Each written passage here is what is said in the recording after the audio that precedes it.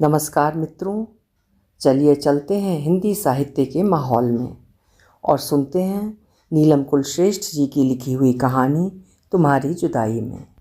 नीलम कुलश्रेष्ठ जी हिंदी की प्रख्यात साहित्यकार होने के साथ साथ पत्रकार होने का गौरव भी उन्हें प्राप्त है। तो चलिए सुनते हैं उनकी कहानी मेरी ज़ुबानी। मैं हूँ सीमा सिंह। ये नर्सिंग होम है, भैंसों का तबेला? निखिल की सास ने मुंह बिचकाया। न एसी लगा है, न बड़ी खिड़कियां हैं, न दीवारों पर कोई चित्र, न मेज पर फ्लावर वास। यदि मुझे पता होता तो यहाँ कदम भी न रखती। कीर्ति की डिलीवरी तो महल जैसे नर्सिंग होम में हुई थी। हर समय एक आया हाथ बांधे खड़ी रहती थी। सुनीति की बेहोशी उसी सुबह पूरी तरह टूटी थी।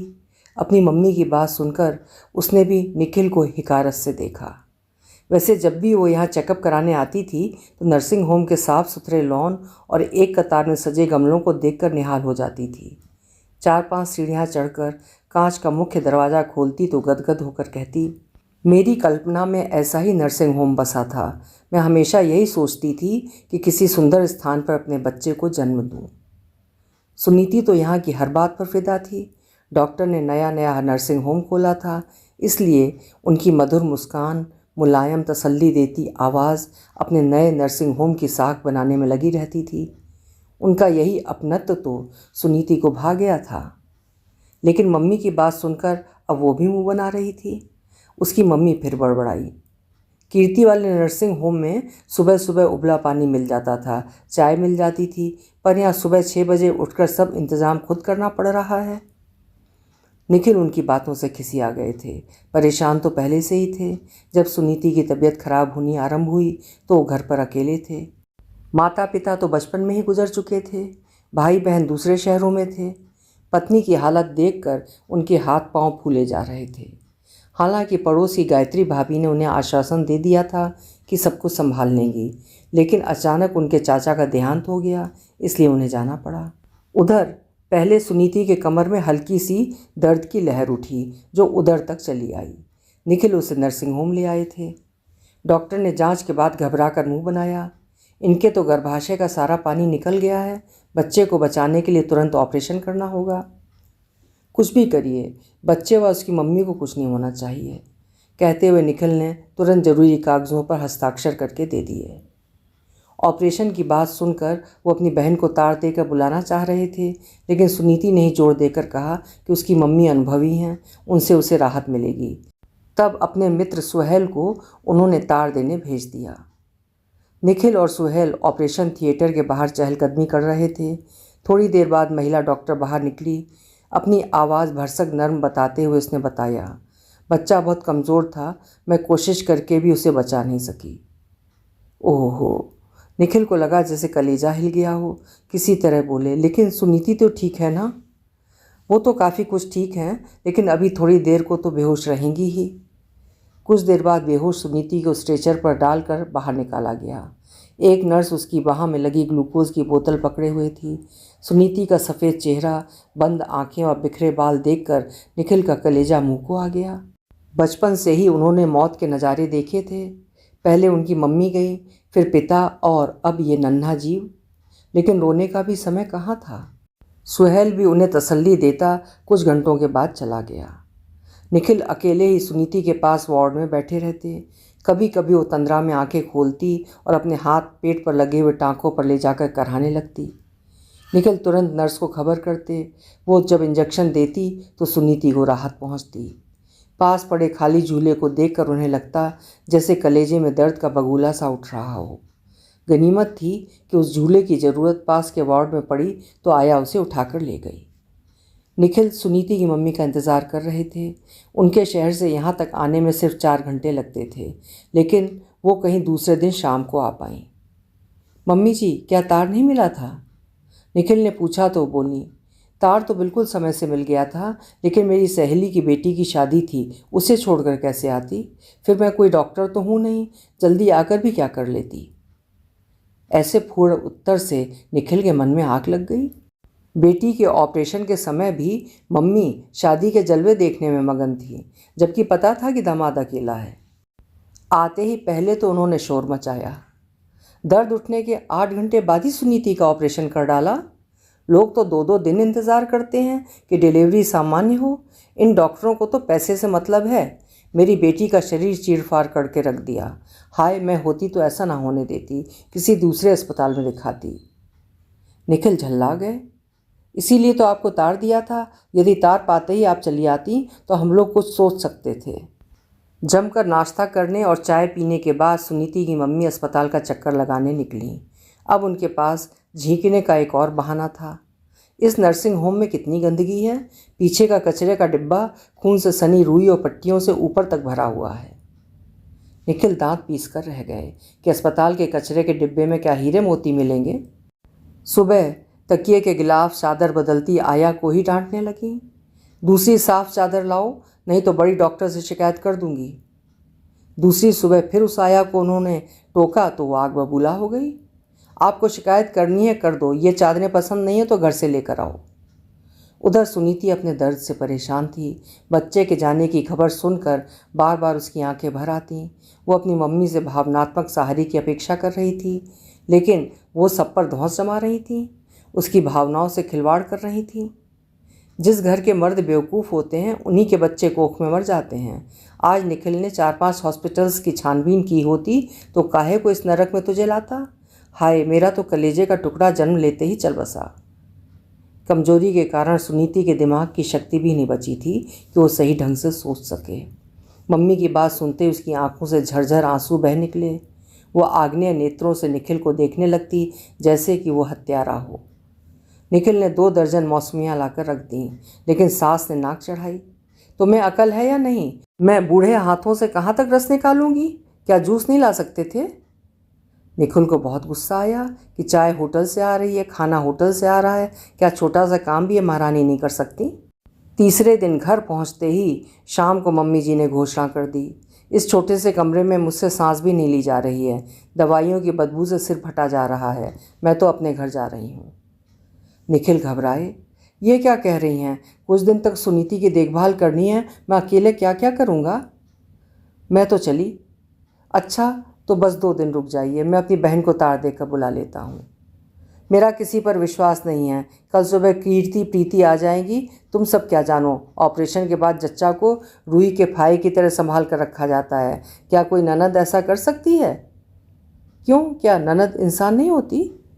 अब मैं किसी पराई औरत पर विश्वास नहीं कर सकती। निखिल को गुस्सा तो ऐसा आ रहा था कि पूछे। जब सुनीति के गर्भ के आरंभिक काल में उन्होंने उसकी गिरती हालत देखकर पत्र डालकर कितनी खुशामद की थी कि बेटी को अपने पास बुला लें, तब उनका प्यार कहाँ गया था? ना निखिल में अकल थी, ना सुनीति को कि गर्भावस्था में किस तरह का खाना खाया जाना चाहिए। यदि शुरू के महीनों में सुनीति की देखभाल ठीक से होती तो बच्चा भी स्वस्थ होता। यदि वो स्वस्थ होता तो शायद ये घटना भी नहीं होती।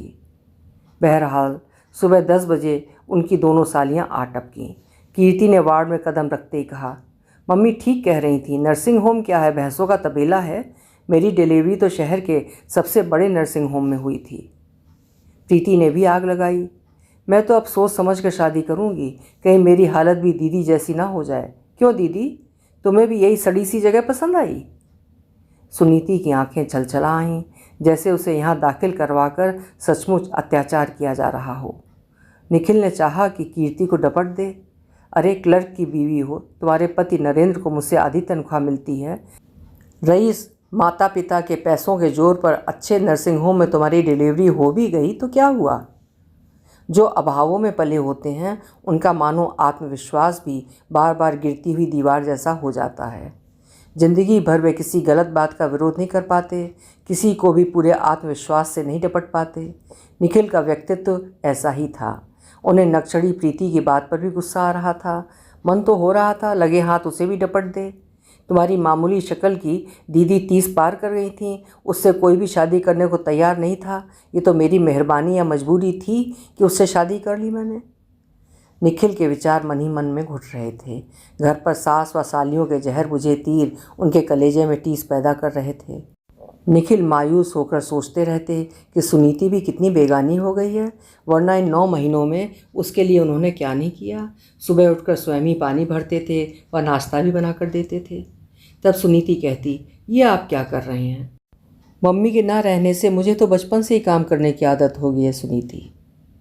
शाम को हमेशा पत्रिकाएं व अच्छी पुस्तकें लेकर लौटते। इन किताबों को पढ़कर मुझे एक समझदार बच्चा देना। बेटा या बेटी, कुछ भी, लेकिन स्वस्थ और समझदार हो। रात में उसे नियम से खाने के बाद घुमाने ले जाते, क्योंकि डॉक्टर ने कड़ी हिदायत दी कि सुनीति का घूमना फिरना बहुत ज़रूरी है। दूसरे दिन डॉक्टर ने उनसे कहा, कल शाम 4 बजे तक आप इन्हें डिस्चार्ज करवा कर ले जाइए। जी अच्छा। दूसरे दिन सुबह निखिल ने नौकरानी से अच्छी तरह घर साफ करवाया, सोफ़े के कवर, कुशन व घर के तमाम पर्दे बदल डाले कि कहीं सुनीति की बहनें कुछ नुक्ताचीनी न करें। रसोई का एक एक डिब्बा वो पहले ही देख चुके थे। ज़रूरत की हर चीज़ उन्होंने डिब्बों में भर दी थी। फ्रिज में मिठाई, फल, डबल रोटी, मक्खन व अंडे लाकर रख दिए थे। हाथ में चाय के थर्मस लिए निखिल ने हल्के हाथ से वार्ड का दरवाज़ा खटखटाया। किसी अपरिचित महिला ने दरवाज़ा खोला। कहिए। वो थर्मस लेकर आदतन अंदर जाने लगे तो महिला तनिक गुस्से से बोली, आप कहाँ घुसे चले आ रहे हैं? मैं सुनीति का पति हूँ। ओह, सुनीति तो अभी अभी यहाँ से चली गई हैं। वे सब चली गई? सुनीति की माँ और बहनें तो उन्हें डिस्चार्ज करवा कर ले गई, मेरा इंतज़ार भी नहीं किया। वो बुरी तरह क्रोधित हो गए। उन्हें कितनी देर हो गई है? बस आधा घंटा। घर की चाबी निखिल के पास थी। वो जल्दी से घर पहुँचे, लेकिन वहाँ पहुँचकर वो आश्चर्यचकित रह गए। घर के बाहर कोई नहीं था। आसपास के घरों में भी उन्होंने देख लिया, वे सब कहीं भी नहीं थी। घर का ताला खोलकर उन्होंने तुरंत उन्हें कॉल किया। सबके मोबाइल स्विच ऑफ थे। वो रात तक छटपटाते रहे, लेकिन तीनों का कुछ अता पता नहीं था। सुबह कॉल करने पर सास ने तसल्ली से कहा, घबराने की कोई बात नहीं है, मैंने कल फ़ोन पर बात कर ली थी। कीर्ति व प्रीति सुनीति को लेकर देर रात घर में पहुंची थीं। सुनीति वहां पहुंच गई और यहाँ मुझे पता भी नहीं है, मुझसे पूछा भी नहीं। तीनों ने मोबाइल के स्विच क्यों ऑफ कर रखे थे? तुम्हारी अनुमति की क्या ज़रूरत है? क्या हमारा उस पर हक नहीं है? तीनों बहुत दिनों बाद मिली थीं, इसलिए गप्पों में मोबाइल चार्ज करना भूल गई होंगी। मुझे बताना तो चाहिए था, लेकिन वो तो बहुत कमज़ोर है। बेचारी ऑपरेशन की मारी है, उसे कुछ खिलाओ पिलाओगे नहीं तो क्या कमज़ोर नहीं होगी? इसीलिए मैंने उसे अपने पास बुलवा लिया है। मेरी नाजों की पाली बेटी है, उसकी देखभाल मैं खुद करूँगी। कम से कम कीर्ति कोई संदेश तो नर्सिंग होम में छोड़ जाती। मैं इतनी देर से परेशान हूँ। बच्ची हैं, भूल गई होंगी, लेकिन वे उसे यहाँ से कैसे ले गई होंगी? टैक्सी से। हम इतने कंगाल थोड़े ही हैं कि उसे टैक्सी से ना ला सकें, अच्छे डॉक्टर को ना दिखा सकें। निखिल ने गुस्से से रिसीवर पटक दिया, फिर घर आकर ऐसे बैठ गए जैसे सरे बाजार किसी ने लूट लिया हो। दूसरे दिन उन्होंने फिर 10 बजे ससुराल में फ़ोन किया तो सुनीति की मम्मी ने घुड़क दिया, वो इतनी कमज़ोर है और तुम उसे तंग कर रहे हो, वो अभी सो रही है। सुबह के 10 बज रहे हैं, तो क्या हुआ? कल के सफ़र से वो थकी हुई है। बाद में जब कभी भी निखिल ने फ़ोन करने की कोशिश की तो सुनीति अधिकतर बात ही ना करती, यदि करती भी तो अधूरी उखड़ी हुई। निखिल को हर समय अकेलापन सताता था। वो बड़ी उम्मीद लगाए थे कि सुनीति शायद कभी अपने पास बुलाए, लेकिन उनकी कोई भी उम्मीद पूरी नहीं हो रही थी। निखिल बार बार कॉल्स करते रहे। उसने मोबाइल का स्विच ऑफ करके रखा था, परंतु उसने ना तो निखिल को अपने पास बुलाया और ना ही खुद लौट कर आई। निखिल को बहुत बुरा लगा जब उसने किसी रिश्तेदार से सुना कि सुनीति के बड़े रेलवे अधिकारी मामा ने उसकी मम्मी के शहर ही उसकी पोस्टिंग करवा दी है। उसका प्रेगनेंसी के दौरान ही रेलवे में चयन हो गया था। इस तरह लगभग 1 वर्ष बीत गया। एक दिन निखिल के मित्र सुहेल ने समझाया, तू क्यों उस औरत के लिए दुखी रहता है? वो औरत नहीं, मेरी पत्नी है। जब उसे तेरी परवाह नहीं तो तुझे क्यों है? उसकी मम्मी कब तक जिंदा रहेंगी सुहेल? कीर्ति तो शादीशुदा है और प्रीति कब तक साथ देगी? मैं यदि चिंता नहीं करूँगा तो और कौन करेगा? मैं ना शराबी हूँ, ना जुआरी, ना बदमाश, ना नामर्द। आज तक मैंने सुनीति के अलावा ना किसी स्त्री को चाहा, ना हाथ लगाया। फिर वो क्यों मुझे सजा दे रही है? जैसा कि तूने बताया है कि तेरी सास फिजूल खर्ची है, भाभी का रेलवे की सर्विस में सिलेक्शन हो गया है, तीनों बहनों में वही एक नौकरी वाली है, तो कहीं तेरा व भाभी का रिश्ता तोड़वाने की साजिश तो नहीं कर रही? क्या ऐसा हो सकता है क्या? यार, आजकल इस विटामिन एम के आसपास सारे रिश्ते घूम रहे हैं। इस विटामिन एम की दुनिया में कुछ भी हो सकता है। वो चिढ़ गए। क्या बक रहा है? कोई सगी माँ अपनी बेटी की शादी तोड़वाएगी? और ये विटामिन एम क्या होता है? विटामिन एम नहीं जानता?